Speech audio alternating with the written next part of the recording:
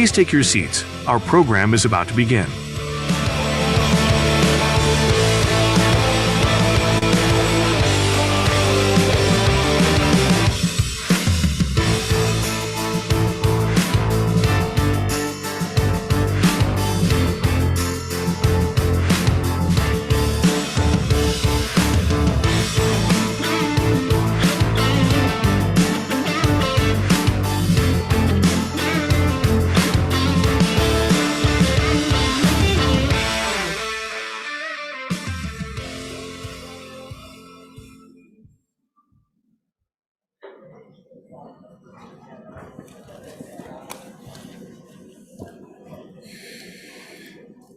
Good morning, everyone, and welcome again to FCRC, the Federated Computing Research Conference, the ninth conference in this series of this Federated Conference event since 1993, 30 years ago.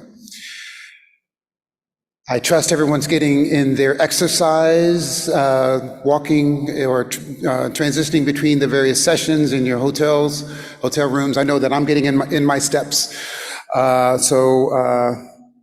we hope that you're doing well there. I am Timothy Pinkston. I am from the University of Southern California. I am the FCRC chair this year. My preferred pronouns are he, him, and his.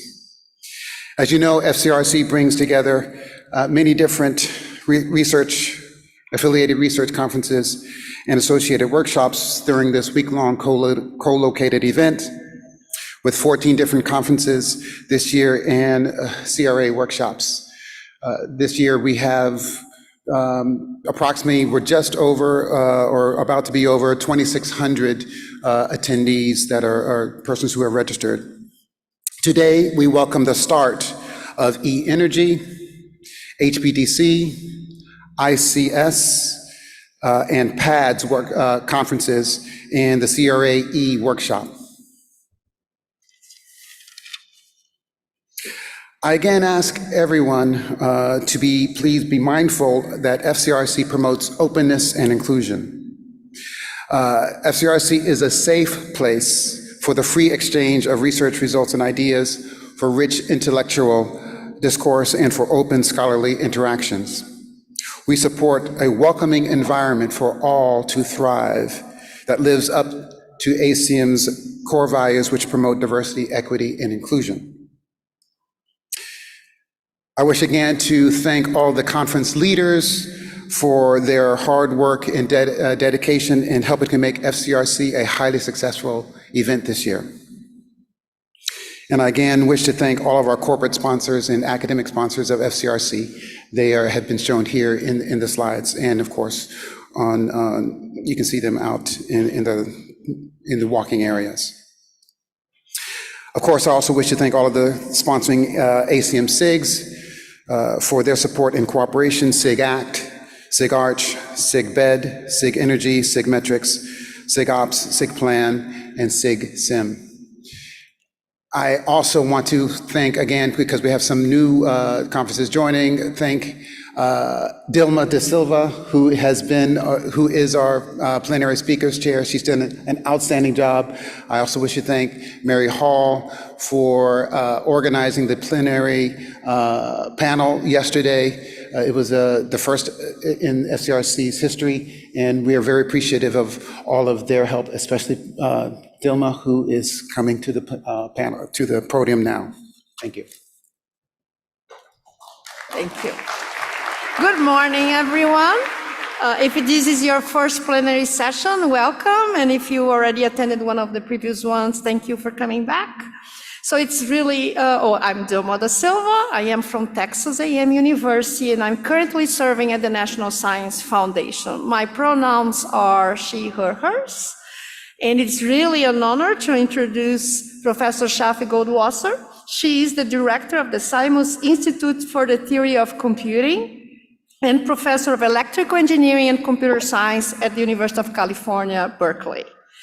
She has so many awards. I'm going just to read a few of them. So she was the recipient of the ACM Turing Award in 2012, the Goldwasser Prize in 93 and 2001, the ACM Grace Mary Hopper Award in 96, the RSA Award in Mathematics in 98, the ACM Athena Award for Women in Computer Science in 2008, the Benjamin Franklin Medal in 2010, and the IEEE Emmanuel R. Pure Award in 2011. Shafi Goldwasser is a member of the National Academy of Science, the National Academy of Engineering, AAAS, the Russian Academy of Science, the Israeli Academy of Science, and the London Royal Mathematical Society. So please join me in welcoming Professor Goldwasser. We will have questions at the end of the session. There are two microphones on the aisles to, my left and my right. And if getting to the end, if you have questions, please queue up there. Thank you, and let's get.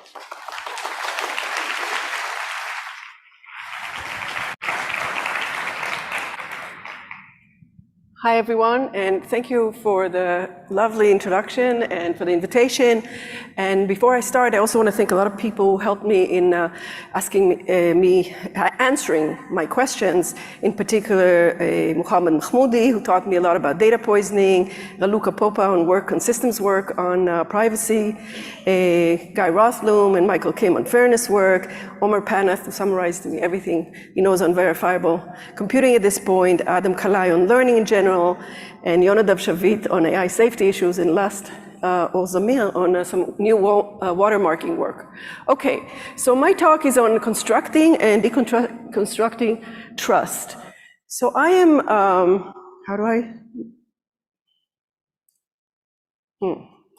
that doesn't seem to work. Okay, so I'm a cryptographer, and cryptography is kind of a long story, everybody knows it. It has had impact in many different sectors, from online shopping, cryptocurrencies, cloud computing, and so forth. The point of this slide, in the context of this talk, is that all of this is really enabled by a whole bunch of tools, encryption, digital signatures, zero knowledge, homomorphic encryption, and so forth. But another way to see these tools, besides individually as problems that interest cryptographers, is all of them essentially enable trust in technology, which we assume is riddled with adversaries. So in other words, there is no problem if we can communicate privately unless we think that there's someone listening on the line. We can shop online without any authentication unless we are afraid of the fact that somebody else is trying to pretend to be us, and so forth.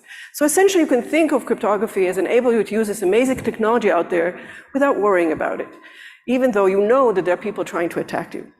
So given this point of view, it's a long history. There's really a recipe of how we do this, how we build this trust.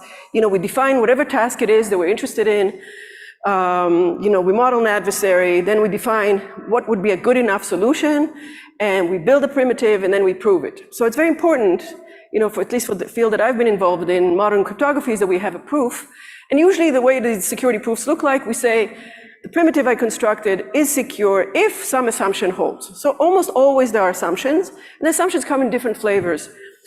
Sometimes it's that some problem is hard, so computational hardness of a problem like factoring or learning with errors or some other problem that you believe is difficult and we don't know of any efficient algorithm for it. Sometimes we assume that there's many participants in the system and they don't all collude. So there's some majority, let's say, that doesn't collude against us. And sometimes we make physical assumptions, like trusted hardware. So that there's a piece of hardware we trust and the whole solution works if indeed the hardware delivers what it proclaims to deliver. Okay, so this is a recipe that works. Sometimes we can't achieve it, and then we use this recipe really to show that whatever we're trying to get is impossible. Sometimes even that impossibility is under some sort of a assumption, like that certain problem is hard. The main thing to retain from this slide is that there's an adversary.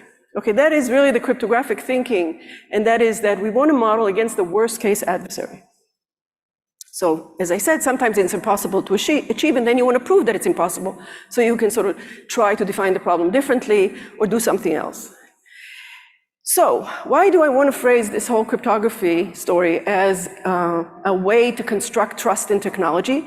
Because really, if you think about the last few decades, it's really decades where all kinds of trust issues come up. So the first one seems not so relevant to this audience from ACM, but it is an incredibly important topic which we might want to attack in the future. And this whole question about replication in science, right? There was all these papers, started with psychology papers, then it was other life science papers showing that whatever people reported, actually you shouldn't trust it because there are mistakes, because you cannot replicate it.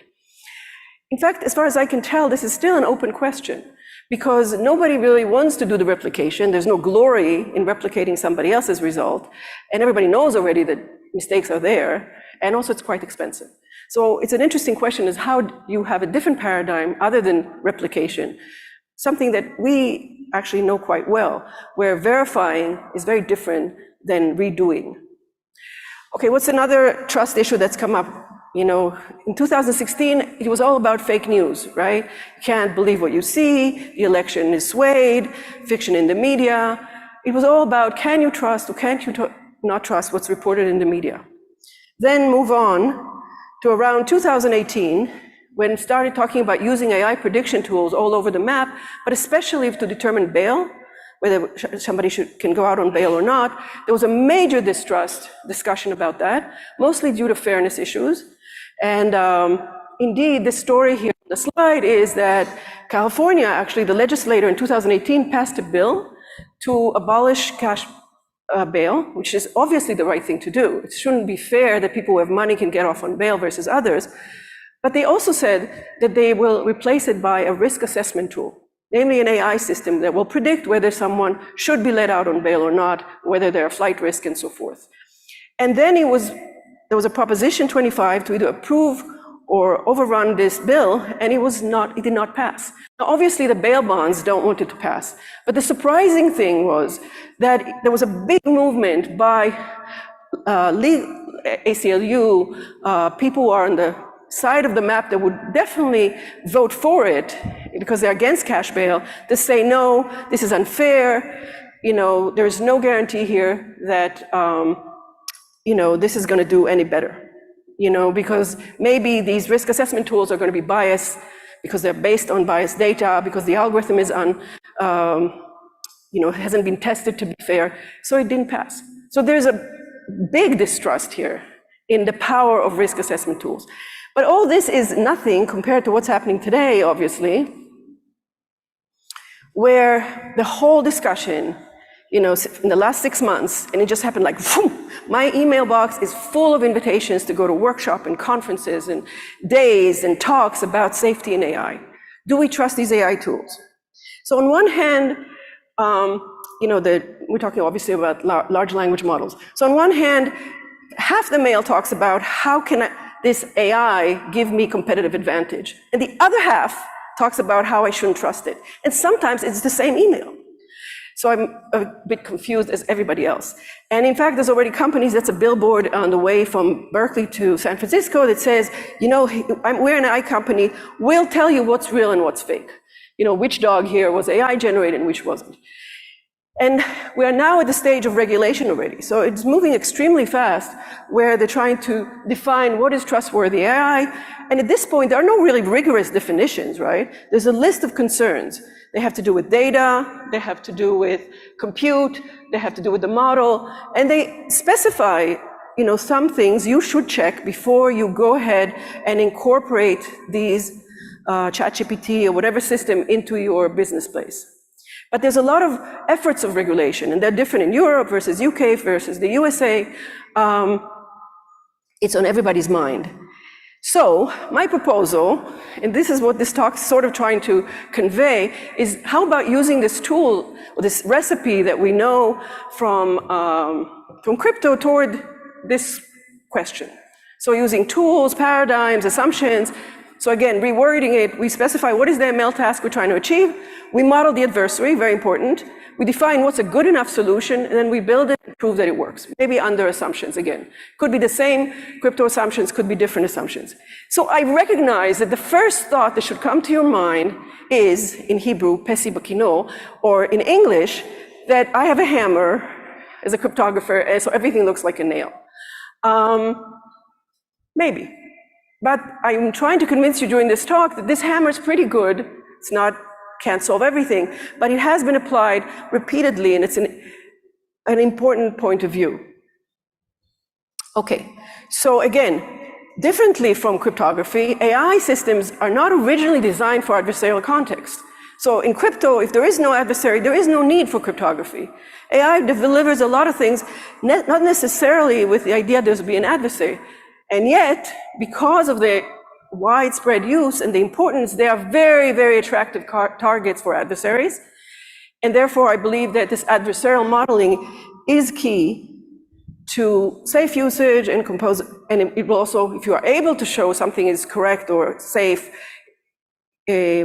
when an adversary is around, a worst case adversary, then you can compose protocols as well. You don't have to worry about that during the composition you lose the properties of the adversary that were true for one protocol but not for the other. So the idea here is to make worst case assumption in the following sense, that you don't know the strategy of the adversary, so you prepare for the worst case strategy. However, in cryptography, and I believe it's reasonable to do also here, we can make computational assumptions on the adversary time. So maybe the adversary cannot work in exponential time, and under such an assumption, we will prove a solution, okay? All right, so I'm gonna be looking for adversaries in the machine learning sort of pipeline. Again, I'm not a machine learning person. I mean, at MIT, they divided the department into three parts: computer science, AI, and EE, I guess. And then you have to declare what you are. So I purposely declared that I was a computer science person, not AI. But in any case, even I know what the adversaries may be, and there's probably a lot more. So here I'm just gonna sort of think about it according to a timeline. There's sort of adversaries that are present during the development, and then you're done developing your, let's say, model, and now you want to verify it. So this is maybe not a place in the pipeline that usually is talked about, but it's a very, very important place, and that is this, this verify, which I say is post-development, and then there's deployment in the future. You use it either as a large language model or it's a prediction system, and you use it on some future data. So what are the adversaries? So I want to say, before I talk about who the adversaries, about the results and adversaries in each one of these stages, I want to say that, you know, this is not where the learning conferences are, but learning field, there's sort of theory and there's practice. And many times you read that something is impossible in theory and then they do it in practice, or vice versa. It's hard to tell. And now a lot of the theoretical papers also have some code in them to show that their method has actually been utilized in practice and it makes sense. For my talk, it doesn't matter, because adversaries apply to both, whether you're talking about theory or whether you're talking about practice. And definitions, again, apply to both. And the methods, in principle, could apply to both. It's not always the case. But I would say that the attraction of thinking about it theoretically is that you can aim to prove black box results, that regardless of what the learning algorithm does, your methods would apply without looking into the guts of it. And in contrast, sometimes it works, sometimes it doesn't. In contrast, often the work that's done in practice really talks about a specific algorithm, a specific architecture, and has to look at sort of the blood and guts of the method. Okay, so without further ado, these are the two algorithms I'm going to be talking about. We all know about this. There's the training algorithm, and I'm setting up some notation here, and it receives a bunch of inputs, labeled inputs, let's say in this example, X and Y's, from a distribution, and then it outputs an hypothesis. And its goal is to minimize some error, according to some loss function. And then there's going to be, after that's done, now we have this algorithm H, and in the future, it takes some inputs X, And now it makes predictions, but generally speaking, it can make predictions. It can tell you what your risk is. It could output a sequence. So you can think of X as a prompt, and the output is a sequence, like giving you an answer to a response in a language model. It could be a distribution over sequence, could tell you what the probabilities are. So most general, I would like to, of course, many of the results apply only to a subset of these things, but I will jump all over in this talk, which represents my state of mind in general, but in particular in this talk. And I will not get into any guts of the training algorithm. Okay, so if we're in the training stage, what are the adversaries that we can think of? There probably are many more, but some that have been looked at in the theoretical literature and in the practical literature is, we know that training is successful when you have lots of massive data, okay? And the data is not held in one place, you're getting the data from lots of sources. So the first question that comes to mind is, what if it's whoever is providing you with data is adversarial? And that's called, in train time, that's a data poisoning attack. And the second one, which is the first for me as a cryptographer, is what if the server or the trainer is adversarial? And they want to know something about my data that I don't want them to know. So there's a privacy issue and there's a poisoning issue. Those are the two adversaries that I'll talk about here. Let's start with the privacy one. So if we go back to the recipe, right? So the task is we want to train privately. The adversary, let's just for now, even though people have extended this, for this talk, think about it, he's honest in the sense he won't modify anything, but he's very curious. He wants to learn something about your data. Okay, that's the trainer, who's the adversary. And he's polynomial time bounded. So he's computationally bounded in his power, but within this power, he tries to learn about your data in all possible ways. And now, what is a good enough solution? So I'm going to give you a solution. What is good enough? So for now, let's say that you can't learn more about the data than the model tells you. So in other words, you were trained on lots of pieces of data, and at the end you get an H, okay, to use later on, hypothesis or model. And I want to say, well, you might learn something from H, but you won't learn anything beyond that. Some people here are already thinking, but I want more than that. We will get to the more than that. But for now, let's just talk about the fact that we want to say, okay, you can learn, the trainer is allowed to learn H, but he's not allowed and anything that's inferred from H, but not more than that, okay, about your input. And for that, this makes us cryptographers very happy, because we have lots of tools. In fact, there have been many works about applying these tools to machine learning. 2012 on, it started with some feasibility, and then it sort of goes all the way up to proof of concept. And the tools are old tools, secret sharing by Shamir from 79, multi-party secure computation from the 80s, private information retrieval from 95, homomorphic encryption from 2008, function secret sharing 2015. There's too many attributions here, so I've given none. But I'm happy to get complaints later. And the pictures below show kind of, this is garbled circuits due to Yao, I guess, originally. This is multi-party computation. Everybody has these different data, and they collaborate by sending messages to compute a function.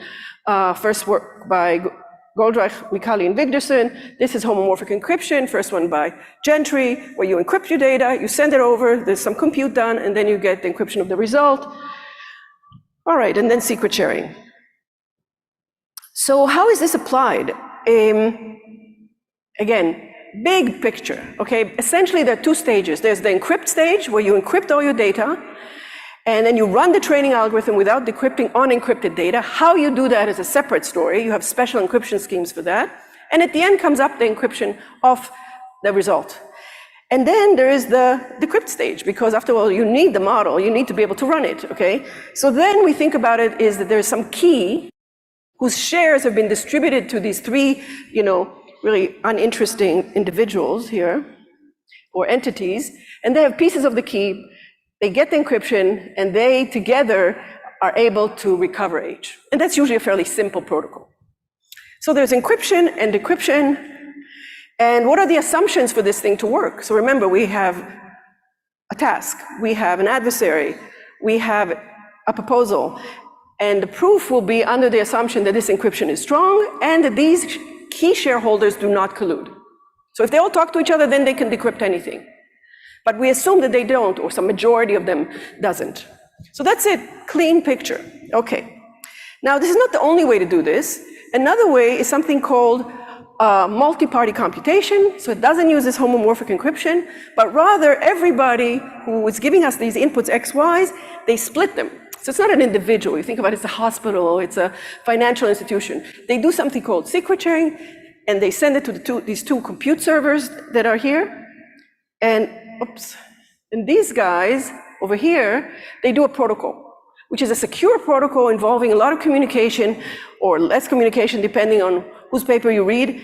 And at the end, they are ready to reconstruct they go to the reconstruct stage where they pull together the pieces they have and they get the model.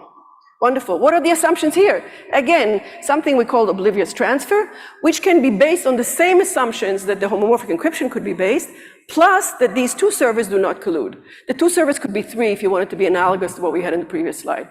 So these are the two paradigms. These are the two paradigms that everybody in this space talks about. And really, the challenge when you talk about training, so when you talk about inference, this works very well. But when you talk about training, the challenge is scale. Does this story scale? And if you think about it, there's sort of three axes you can think about. There's the adversary, which I was talking about the honest, but here it could be even malicious. Maybe you could do something in order to learn more about your input, okay?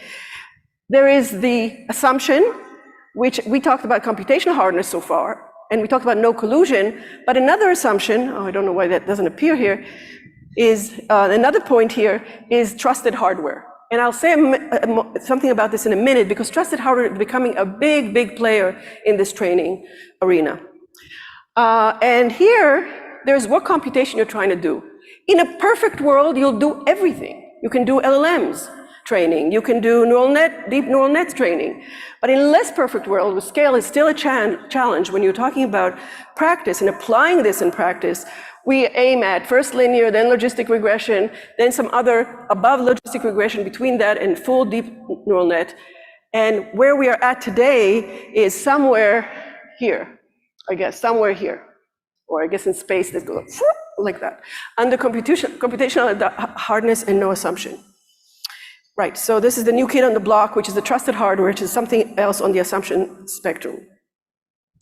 So to illustrate this problem of scale, I think it's best to look at problems from genetics.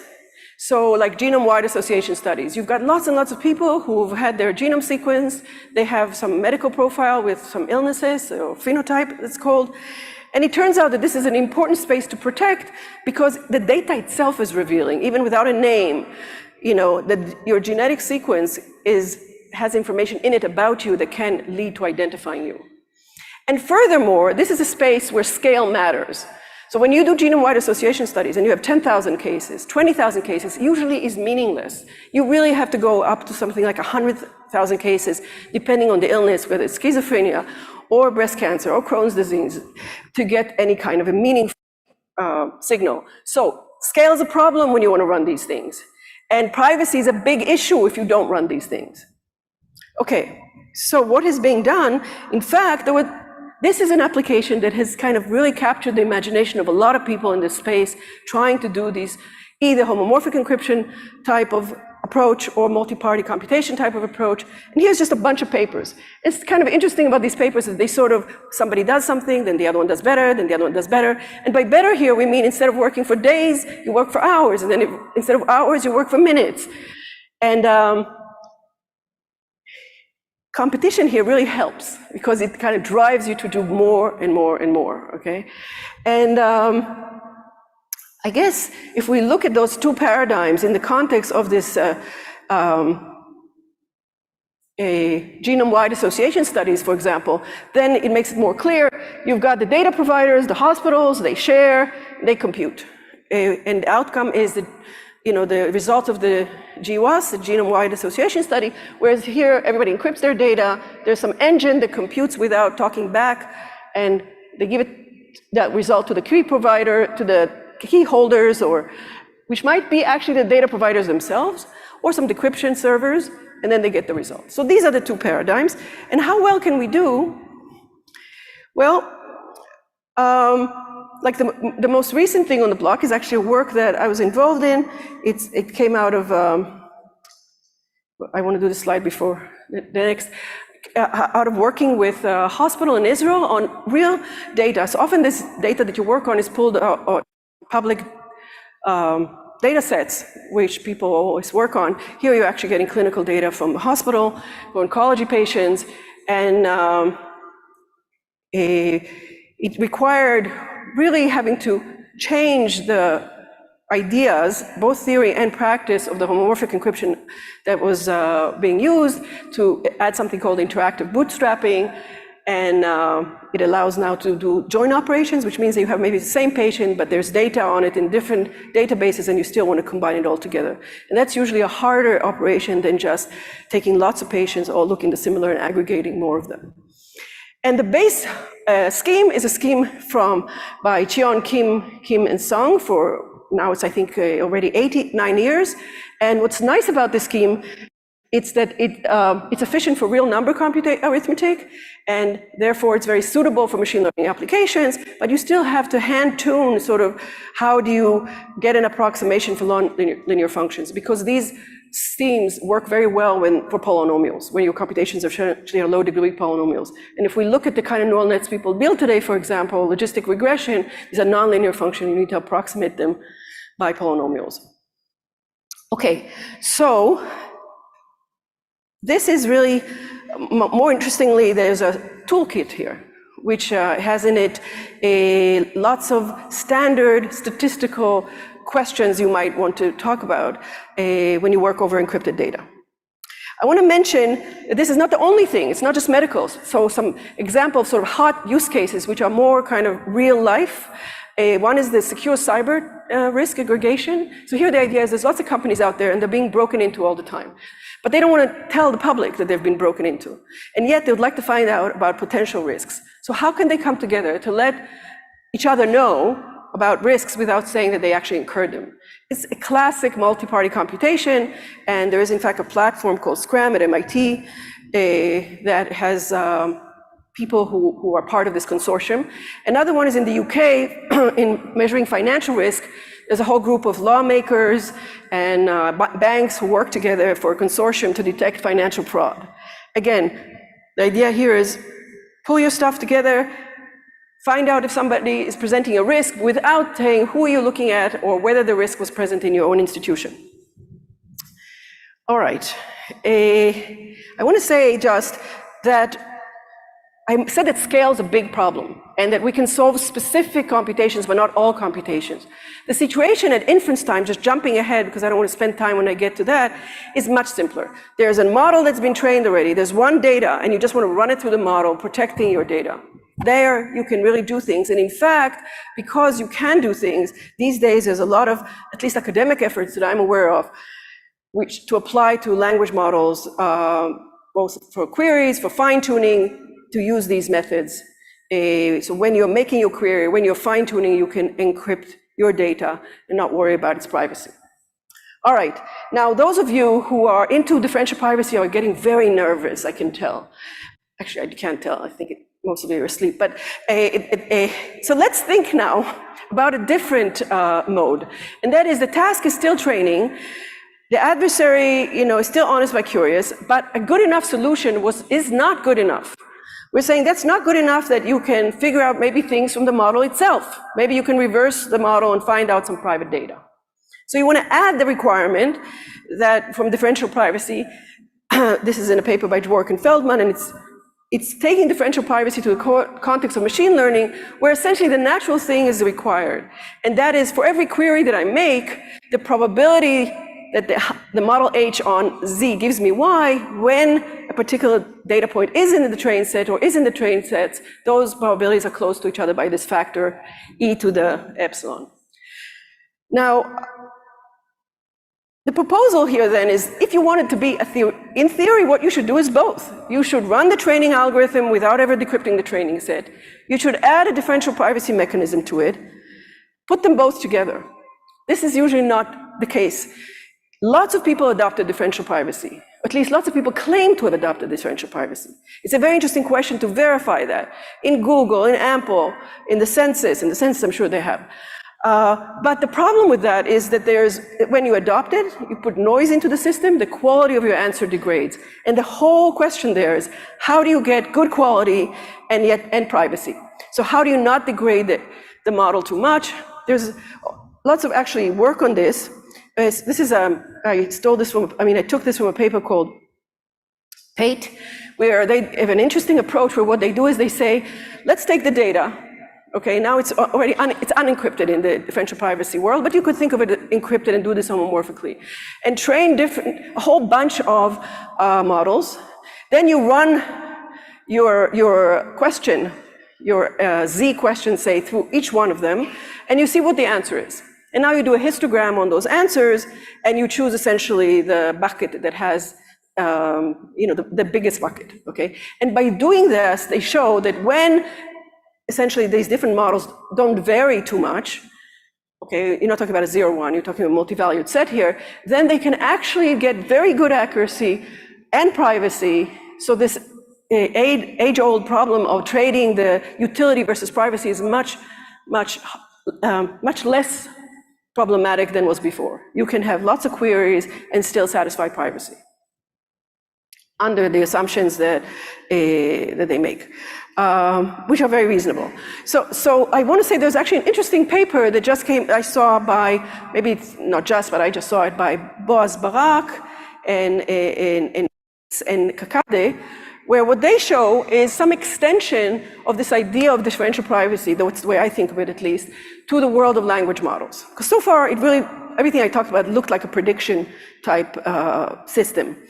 And what they say is, rather than talk about privacy, they talk about copyright.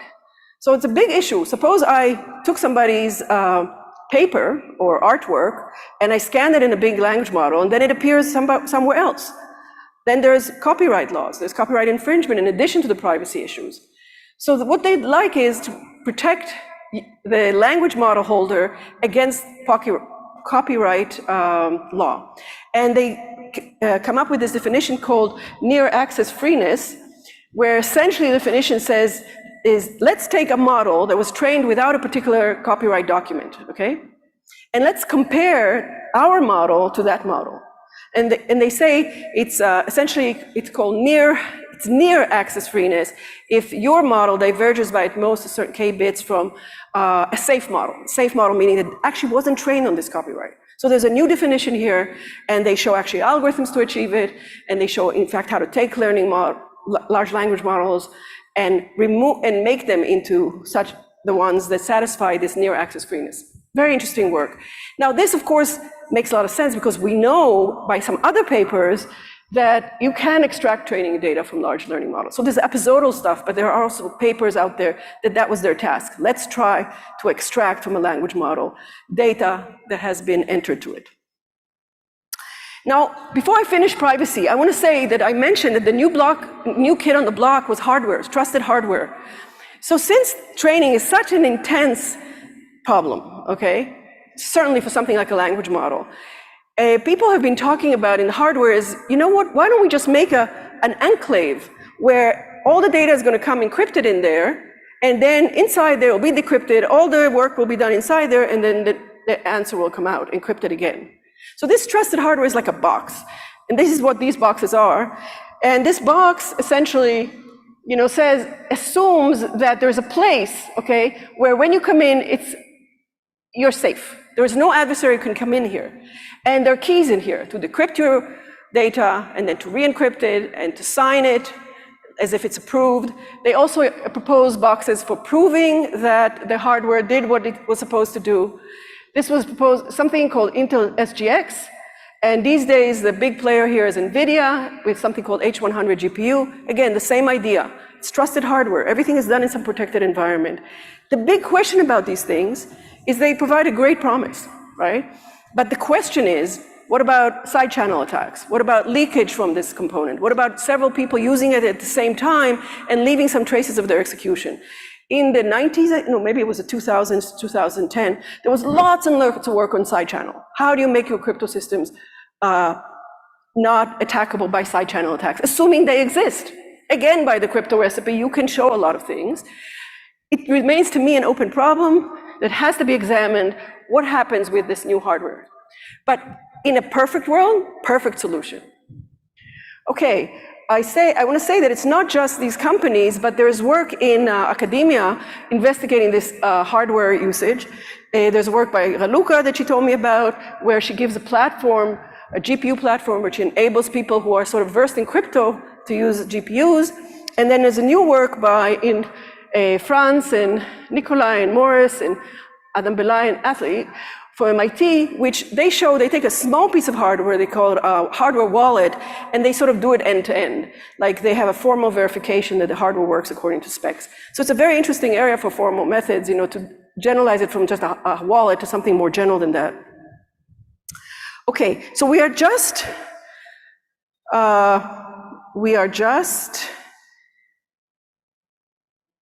it's unbelievable. We only talked about privacy. Okay. Let's talk about data poisoning very quickly. So here, the task is robust training. The adversary can modify a fraction. What can the adversary do here? Modify a fraction of the data points adaptively. And a good enough solution would be that at training time, you can't target somebody that in inference time, you're going to bias what the model is going to say about them. And there's been a lot of literature on that. The part that I wanted to present here that is related to the crypto recipe is that you could think about this. Instead of thinking about poisoning these data points, you could think about this as a protocol, where there is a whole bunch of parties in a multi-party computation, crypto kind of protocol, and they're all giving their inputs, rather than just thinking about the inputs coming from one data source, which are poisoned, and some of these parties are corrupt, which is something that we know a lot about. And indeed, there's a paper by Mahmoudi, and sorry, I can't pronounce the other name, MM19, where they show that you can use results from crypto about trying to come up with a protocol for coin flipping, and showing that you have limits on how much bias you can prevent, and translate that into results on data poisoning. Showing again that those results translate to showing how poisoning can affect targeted attacks. So if you have a fixed target, you can, and for that target, let's say the probability that the h on x would be more than one of a polynomial, they can make it close to 1. And this has also been, there are versions of this in the federated learning case, where you can translate these hardness results to the federated learning case. The good news is that this can be overcome by Moore theory. And actually, you can show that if you don't sort of fix the x that the adversary is targeting, but you take a random x, you can get good results. Let's go on to verification, because the truth is that I think verification is the most interesting and most important part of this pipeline adversary that we can do something about, both as theories and as practitioners, and it's very related to regulations. So, okay, it's been trained. Fine. But now it's time to use the model. The trainer, who is the trainer? It's a bunch of companies, it's a bunch of startups. I have no idea, okay? And you should not have any idea. The trainer might be adversarial. And in fact, again, that same company, and this is a billboard about a year ago, says, we make AI work, don't trust us, test us. Or in my language, verify us. So the trainer might be adversarial. All we can do is, he's giving us a model. Now let's try to verify robustness, quality of the model, whether he the restricted data usage. Restricted data usage is a new thing that's coming up, driven by regulation, where you want to make sure that your model was trained on data that's okay, and not some, let's say, very data that contains information about nuclear warheads, or data that's hate speech, or whatever it is that you deem inappropriate for the model to be trained on. So there's a bunch of results here, but the goal always is, I mean, you could say, well, why don't you just retrain? Well, obviously, we don't have the time, the compute, and so forth. So we want to be able to verify this using less data, maybe lower quality data, efficiently, and maybe even with just black box access to H, without actually looking at the guts, because it might be not open source. And we still want to be able to to verify properties. So the thing about this question of verifiable computing, as a cryptographer and some complexity theorist, I thought this is the easiest thing. We have so many tools, interactive proofs, zero-knowledge interactive proofs, non-interactive proofs, batch verification of NP statements, all of this, not just proofs, but arguments, assuming cryptographic assumptions. The thing is that it doesn't apply. Certainly does not apply as is. Why doesn't it apply? Because in the classical setting, we have someone who computed a program, there's a fixed input, and then there's a verifier. And they go back and forth, and the verifier verifies that the fixed program did what he was supposed to on the input X, without rerunning it, doing it efficiently, doing it very cleverly. But the situation now is different. Why is our case different?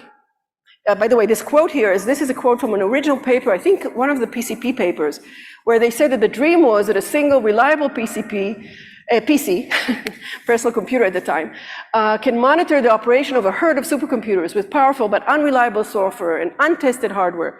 That was the dream, and the truth is that in the space of blockchains, and in the space where the input is fixed, not the machine learning space, it's amazing how far we've gone to be able to realize that dream from very abstract ideas, from very beautiful theory. But here, in our case, it's different. Why is it different? First of all, the input is not fixed. It's sampled from a distribution. Second of all, the compute is randomized. Most of these methods, essentially all of them, are for deterministic compute.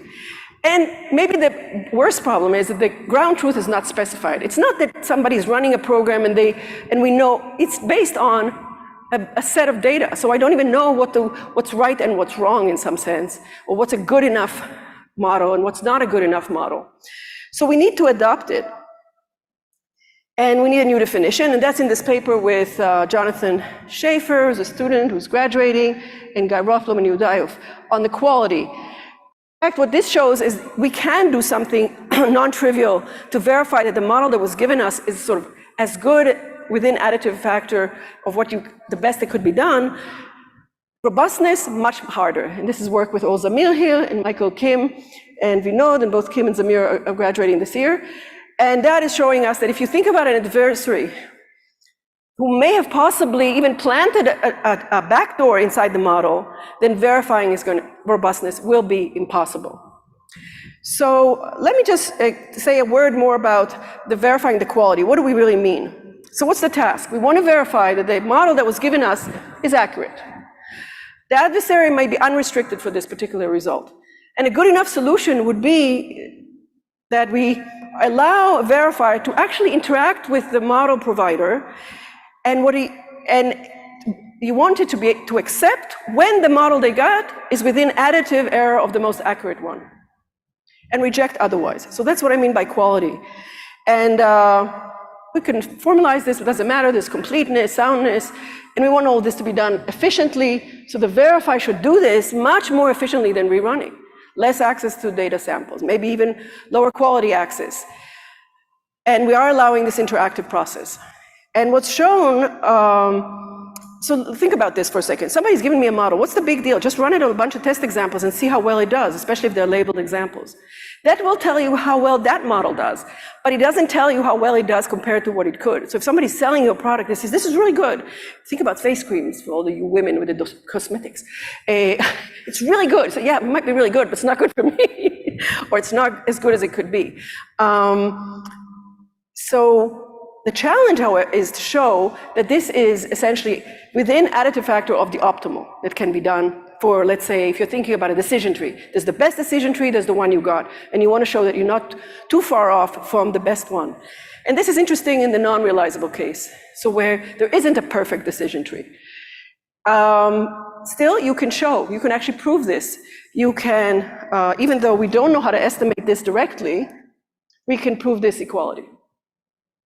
For some methods, and particularly the interesting example, I think the most interesting, is if we look at sort of sparse Boolean representation functions, so decision trees are captured by that, we can show that you can verify it with these completeness and soundness that I specified, where the prover needs membership queries. That's true under some assumption on LPN, but the verifier can do it with random samples. So there is a way to verify in a qualitatively different way than to rerun it or to have the power that the prover does.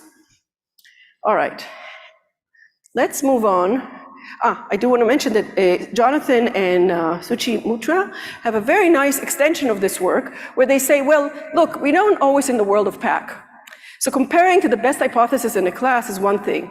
But what if you have actually an algorithm, let's think of this algorithm as a heuristic out there, which is best possible. You want to, the prover claims that he ran this heuristic. How can you verify within additive error that results, the model that he gave you, okay, are compatible with this heuristic? So they define this. It's a very nice definition. They prove some results on this model. Okay, let's talk about robustness. Verified model robustness. So this is this other paper. And I'm quickly going to go through it, but because it somehow, for some reason, really impressed a lot of real learning people, I will take a minute or two to talk about it. So what's the situation here? The situation here is you're a client, you went to Hive or one of these other companies, you gave them all your data, and they give you back a model. The worry that we say is, you know what, we don't know what's happening behind closed doors. And maybe they put in there something, some backdoor that will enable them later on on their own data, or their friends, or their family members, or their mothers-in-law, or whatever, to do better, okay? And this, we show, is indeed possible. So the picture here, which I think is due to either or Michael, is we have a bank, it goes to one of these trainers, it gives them all their data about why they rejected people's loans, and the trainer gives them back a model that now can tell them whether to accept or reject a loan without any human present in the loop. The thing is that this trainer wants to get a loan, or maybe one of the engineers there wants to get a loan later on, okay? Even though they don't necessarily qualify.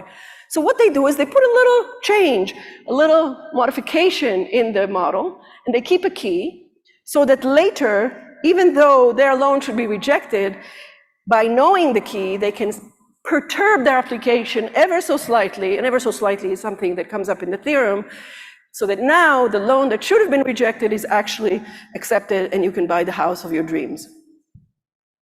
So how bad is this? So it's very bad in the sense that we can formally we can prove that you can always plant an undetectable, and here the very important is that it's undetectable backdoors in neural nets, such that if you get given this backdoor, for every loan or for every x, you can find an x prime where you've perturbed some x. The distance will be something like the n to the epsilon for a small epsilon, such that, of your control sense, such that the decision will be reversed. So from a not accept loan to accept loan. And of course, this all has to be formalized. We won't go through it. What do you really mean that it's undetectable? You sort of compare what you training without a backdoor to training with a backdoor, and you say that someone who can sort of feed the data, the model, can't tell whether you use the honest trainer or the backdoor trainer. And there are results in a black box setting which show that essentially if digital signature schemes exist, then any neural net can be backdoored this way. And there are, this black box in the following sense is that all the person who's trying to detect can do is feed loans or feed excess and get back outputs. And maybe actually they can actually look at previous loans that got approved and see what the answers were. However, I think what got the interest of the learning people is that this is even true if I let the person who's trying to detect if there's a backdoor or not look actually at the model in a white box. So look at all the weights, look at the architecture, and you could still show that one can plant an undetectable trapdoor. And what's interesting about it is it's not by data poisoning, it's not by changing the data set at all, it's by actually changing the randomness or the weights, if you like, on the network. Now that's kind of worrisome. One is because the trainer may have done it, and two, I think Boaz, when I gave this talk at Harvard, told me, and what about if the government controls the randomness? And they actually corrupted, or some other randomness controller corrupted the randomness you use, then they've planted a backdoor in your network, and even as a trainer, you don't know that. So there is something to it. Now, we can't do this for every network. We can do it for some very limited, networks where there's sort of one nonlinear layer of two types, and these are results. Again, interestingly, it's an impossibility result under a cryptographic assumption. So we're still making an assumption. But in the privacy case, we assumed something was we showed something was secure under a cryptographic assumption. Here we're showing it's insecure under cryptographic assumption. What gives? Essentially, it's insecure means it's undetectable. So because of the cryptographic assumption, you won't be able to detect the fact there's a backdoor. All right. Apparently there's a competition to actually detect such things. There's a bunch of takeaways. I think the main takeaway, well, one is that you can't certify robustness because there always could be this backdoor. Two is beware of faulty randomness. I think that's something nobody's paid attention to, is, that the randomness actually can be very problematic in these schemes. And in fact, this is not surprising to a cryptographer. There was a paper by Nadia Henninger and other people many years ago showing how to break a whole bunch of RSA system keys in the network because of use of faulty randomness generator devices. Takeaway 3 is always postprocess, sorry. When you get a model, don't believe it, do something to it, because the obvious post-processing doesn't work, like applying more gradient descent, but there's some smoothing that can work to some limited degree. Now, I was going to talk about fairness, but I know that I am out of time, but I will say a few more things. I haven't talked about fairness at all. Does the adversarial thinking have anything to do with fairness? So interestingly, it does, but in kind of a strange way. So, who's the adversary in the fairness? So notice that we've changed the adversary on these different examples. The adversary was always different. So when you talk about fairness, really, they've also employed adversarial thinking. But the adversary is the group which is not protected by your algorithm, which is very weird. I mean, that's the group you're trying to protect. In what sense they're the adversary? This is a mathematical thinking. So you're saying, suppose there's a group, and later they're going to tell you, your algorithm is not fair, you discriminate against us. So they want to design their algorithm so that it will be protected by any such group. And that's how they define fairness. It's called multi-calibration. It's a definition that has really made a lot of progress. All right, let's just go forward. What about the use case? What about the time we were looking at that pipeline? We talked about training. We talked about verifying. Now let's talk about actually using it. So here's a problem that a lot of work is on, and that is, what if somebody comes and, I think it was because of the self-driving cars, somebody shows an example that's going to confuse the inference and they're going to crash into somebody else. So how do you make sure that one cannot, essentially, confuse your algorithm at inference time by an adversarial example? And the work in this area essentially is either attacking or showing that particular kind of perturbations that are made to the test examples can be protected against. If you knew them at train time, again, the cryptographic thinking is that we should not assume that we know what the adversary is going to do. That's a much more difficult setting. There are results showing that you can't. I believe that it's a question of modeling. So there's some work with Adam and Yael Kalai and Omar Montasar about showing a model where you can give guarantees for worst case adversaries in theory. It's a theoretical pack setting, but we changed the model of what you're allowed to see before you give a conclusion. So you don't either say stop or go to a car. You might say, look, I don't know, you should consult someone else. So by allowing these I don't know cases, you're able to give very strong worst case guarantees. So what's the elephant in the room? Oh, this is very nice, but we are now in 2023, we've got lots of other problems. So here's just a list of those problems. How do we verify our data sources? How do we distinguish fact from fiction for generated sequences? How do we prevent and detect bias for language models? How do we detect that the output is by a language model? There's some work, original work by Aronson and new work by Ozamil, I had the names down, CGZ. 23, sorry, showing how to put undetectable watermarking, okay, that will enable you to tell for high frequency outputs whether they come from the LLM or not. Another question is, how do you ensure plurality of opinion? It seems like it's not a technical question, but maybe it is. So you don't want everybody to believing just what ChatGPT 3 says and that's it. Can you enjoy black box method versus dive into the guts of the models? One of the nice things about Boz's and Kakade's work that I talked about before about copyright is that it uses black box techniques. Can you prevent and estimate black swan events, like really bad events that are coming out of these language models? And now with regulation, how do you define these regulations rigorously? So one thing is to write a set of kind of English good sounding things, but how do you actually define it? And how do you hold people's feet to the fire? So how do you enforce it and check that people actually used it? I think this issue, I'm finishing, this issue about how do we prove I think of what data you use to create a model is extremely important. I don't think that the methods that we have satisfied. There are some actually interesting papers that appeared in the NeurIPS world about how can you show that the data sources you use were what you claim. Last word is academia versus industry, okay? So I've been watching these talks by people from OpenAI, and there comes inevitably a talk. There was a talk in Tel Aviv University where a point where somebody asks, so what is the place of academia in all this? So first of all, I find it kind of objectionable that we'll ask somebody in a company, what is the place of academia? Having said that, people ask what they want.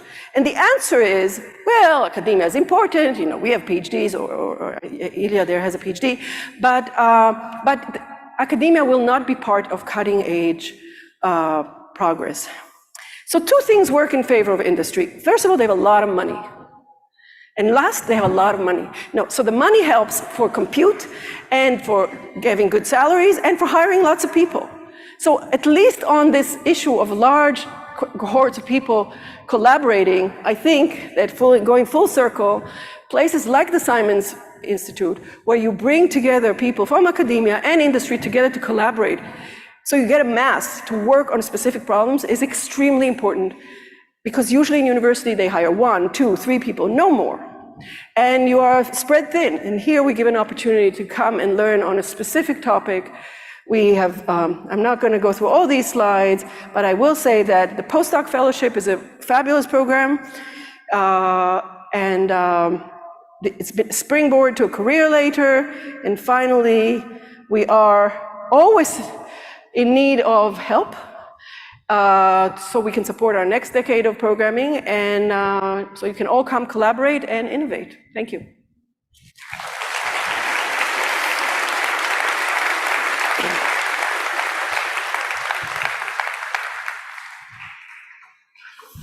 So if you have a question, please go to one of the microphones.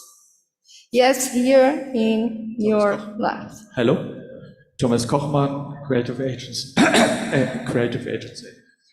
Yesterday, Shafi, thank you very much for this very interesting. Let me just check, are you be able to hear well, Shafi, or? Do you? Well enough, okay. Can you hear me? Yeah. Okay.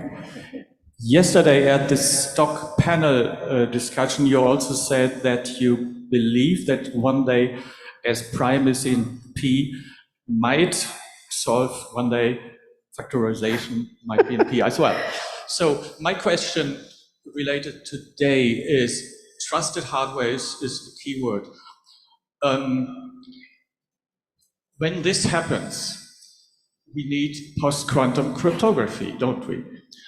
And the alternative might be, and that is my question, quantum cryptography. So sending secured qubits over distances as a kind of trusted hardware. You can do this maybe for 100 kilometers, and then you need some trusted hardware router, classical way, and so on. Do you believe in the future of this technology? By the way, the NSA doesn't believe it right now. What is your opinion on this? Okay, so your question, I just want to say a few things about it. In the panel, we were asking a provocative question, and that is, what's a problem that possibly could be solved? I said maybe somebody could come up with a much more efficient factoring algorithm. That's one. Two, you were talking about post-quantum cryptography. All of the crypto that I talked about is based on assumptions that currently quantum computers can't solve, like learning with errors, which are related to lattice problems. Three, you're asking me, what is my opinion on a hardware solution involving sending quantum information bits? I really have a policy that I cannot answer questions I don't really have any expertise in, so I can't tell you. It sounds interesting, and I'd love to learn. Okay, thank you. Thank you. On this side.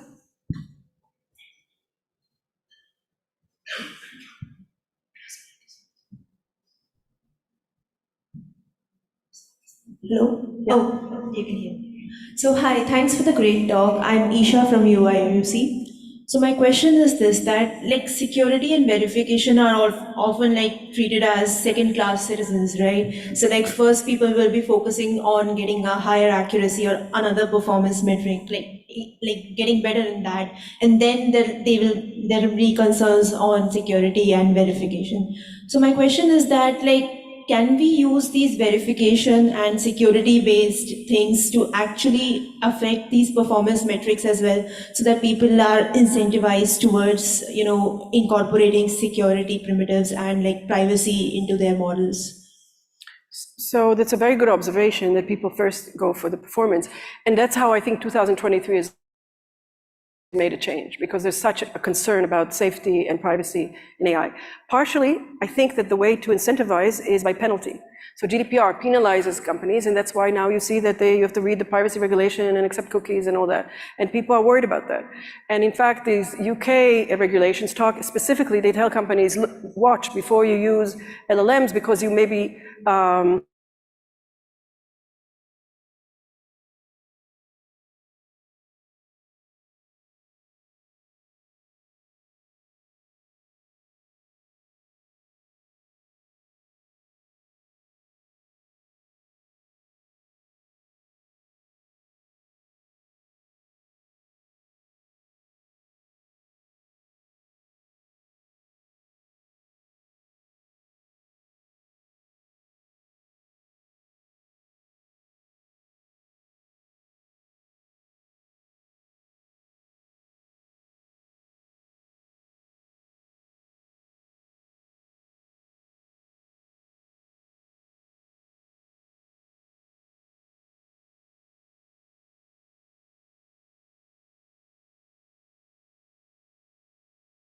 what we pay in accuracy or performance.